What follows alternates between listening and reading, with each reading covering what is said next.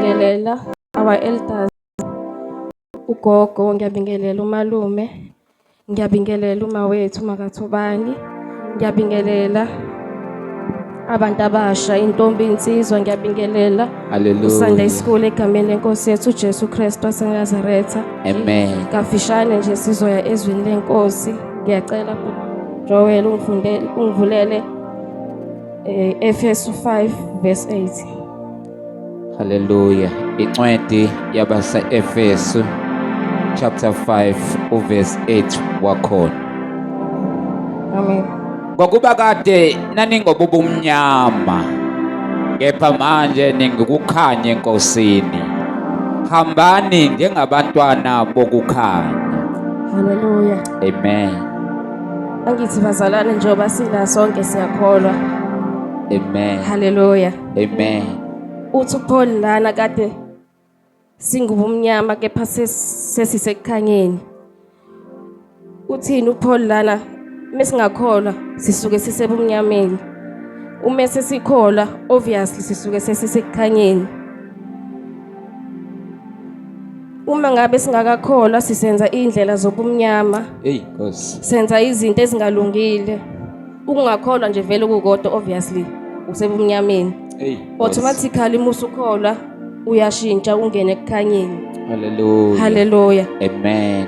Even uNkulunkulu edala wakuhlukanisa kakuxubanga ubumnyama nokukhanya.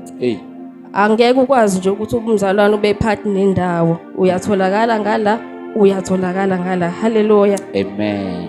Ubumnyama kuhlangana bazalane nokukhanya. Hallelujah. Amen. Uma ngabe umntwana kaNkulunkulu ubonakala ngokuthela izithelo zokukhanya. Hallelujah. Yeah. Noma ngabe esashila uJoel ukuthi siyafunda, noma ngabe kuthiwa ukwazi ukumala ushumayele, kodwa inkambo iyashumayela iyodwa nje. Nkosi. Ematiko sinomama wayekhole sindisiwe kodwa ekwelinye ibandla enomntwana wakhe nje oyiphara nje, nala intanda sikakabi nephara njengalo wamntwana wakhe. Nkosi.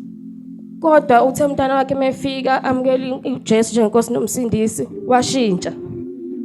Wambona uma wakhe uthi nangu umntwana wami eshintsha. Asimazi lo mama, asazani naye, asikaze ngisho sibeke ngisho open air ngakwakhe, asikaze sibeke ngisho itende ngakwakhe. Kodwa nomntwana wakhe futhi wayengakwazi ukushumayela, akaze zamshumayela ukuthi hayi ma ungibona nje sengiyakholwa.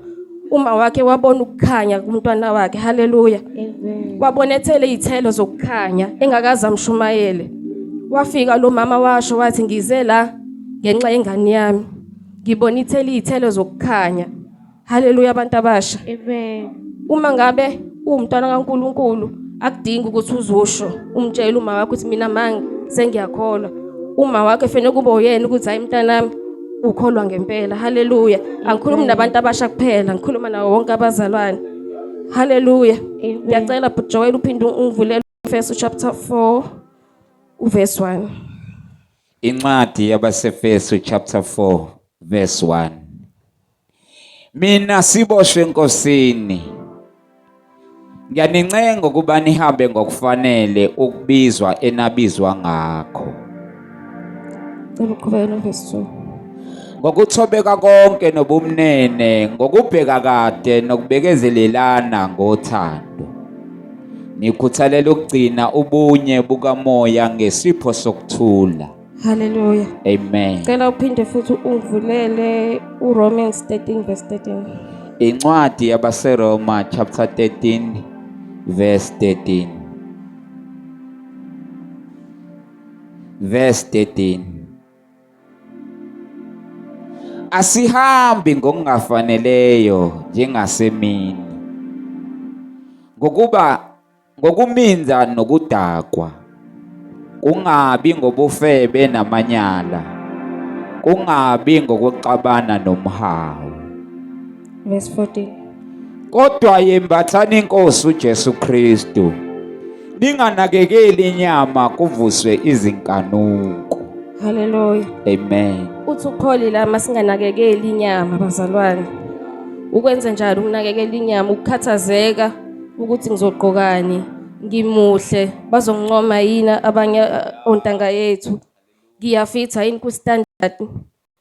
Ithi bazalwane Huli isigcwele ngingasho ukuthi isigcwele akhona ama-channel okuvule nje umubuka i-TV umuntu othanda i-TV yeke o-Durban Gen uvule o-1G maningi ama-channel abazalwane haleluya ngoba ngesikhathi unakekelo kwenyama zizovuka iy'nkanuko endleleni haleluya kanti uma unakekelo kwenkosi uzokwazi ukuthi wena njengomzalwane ufuna uphile kanjani uJesu waphila kanjani ngoba kuthiwa fanele isambiso kwakhe haleluya Amen. haleluya abazalwane Amen. uma ngabe unakekelo okwenkosi izokunakekelekela kuyona okwakho haleluya phela uphinde futhi ungivulele 1 Korinte 13 Incwadi yabaseKorinte bokuqala chapter 13 verse 1.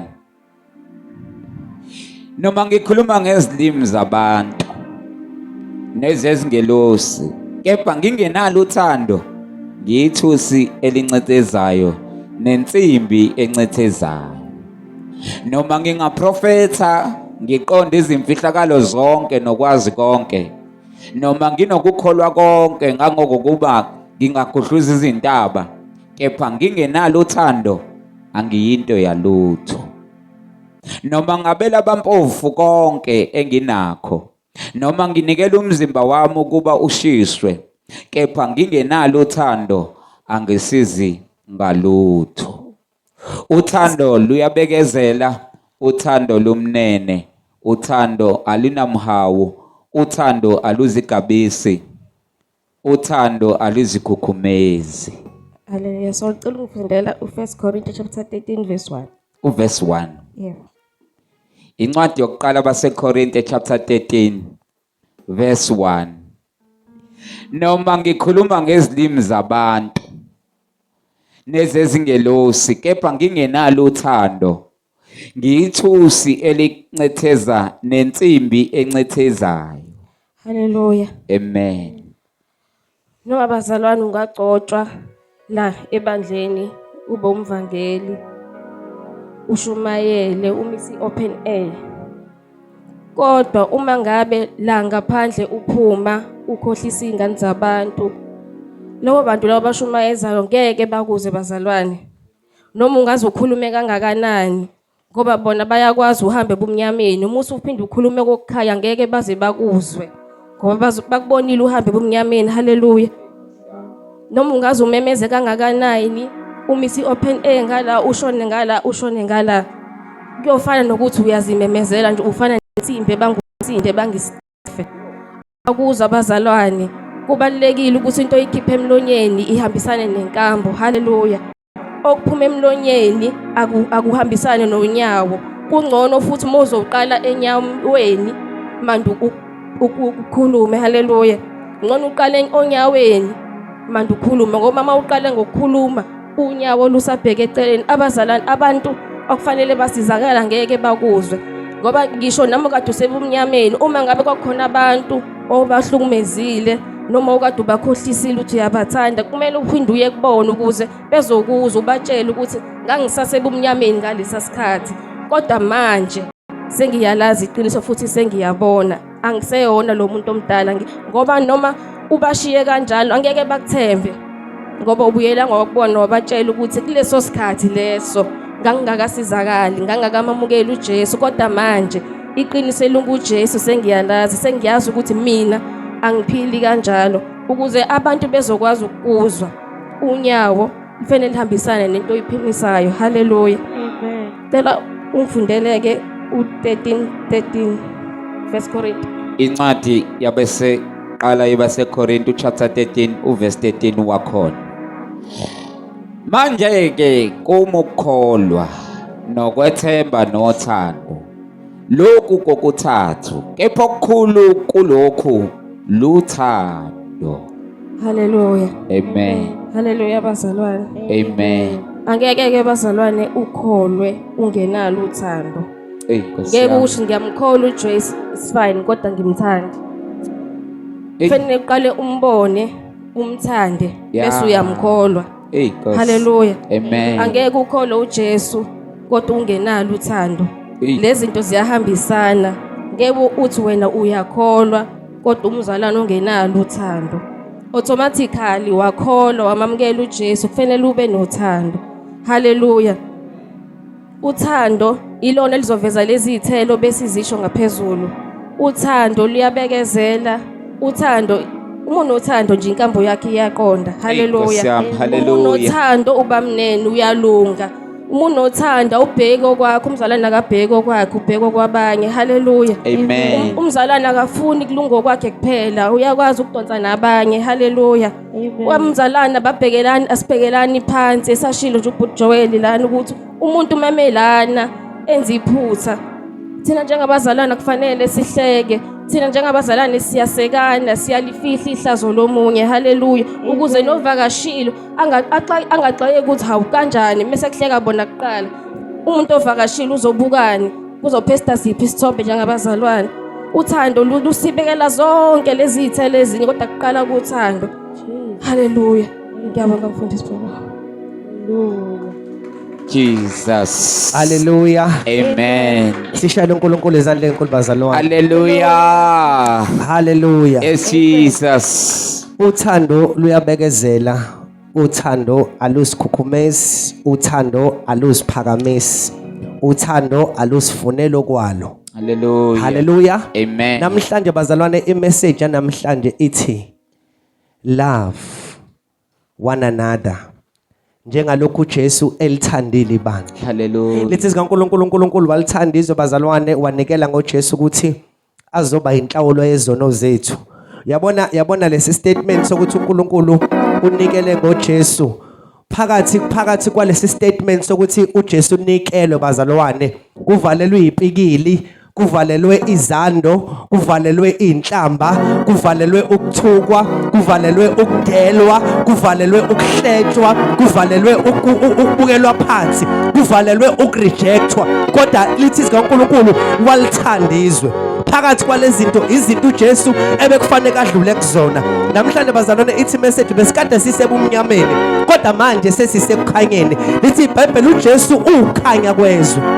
Sike sakhuluma nezolo kuyipractice ukuthi indlela esiphila ngayo njoba sesamakholwa bazalwane isitayela sethu sokuphila sihamba sibukela kuJesu.